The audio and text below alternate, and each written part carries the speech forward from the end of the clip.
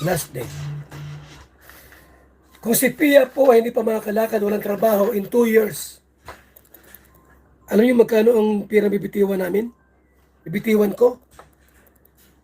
768,000 pesos. In 2 years term. 2 years period. 768,000. Walang vlog yon.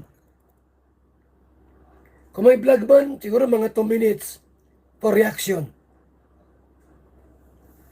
Oh.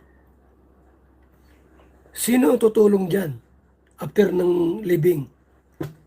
Val Santos Matubang pa rin. Ang Kalingap pa rin. Kayo, yung mga solid supporters, kung gusto nyong tumulong din. Ang bigay ko dito po, monthly, 32,000 pesos. Monthly. Katulong, 10,000. Sa mga bata, allowance, 10,000. PS allowance, gamot. Kuryente, 2,000. Internet, 1,000. 1,500 ang internet. Kita mo naman yan. Oh. Hindi pwedeng pabayaan po ito mga kaibigan, mga kalingap. Hindi pwedeng pabayaan si Pia. May stress yan. Madidepress yan. Ang bigay ko dyan, every month, bigyan mo ngayon ng 100,000, baka bukas wala ng pera. Inutang na.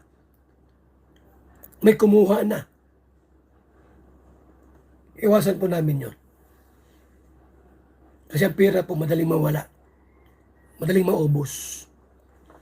Kaya ang gawin ko po, magpakasipag ako, magpapara-live. Hindi nyo ba alam na ang dami kong tulong walang vlog? Walang vlog. Anong vlog ko? Pabahay ko po. Then reaction. Yun ang vlog ko.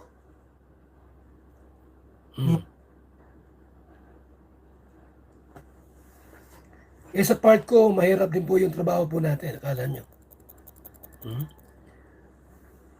Pati ngayong landing pads ng ACBP, wala lang nagbibigay. Kunti na lang. Kasi ang dami kong tinututukan po na dapat tutukan. Oh. Di po baga? Ang dami kong dapat tutukan.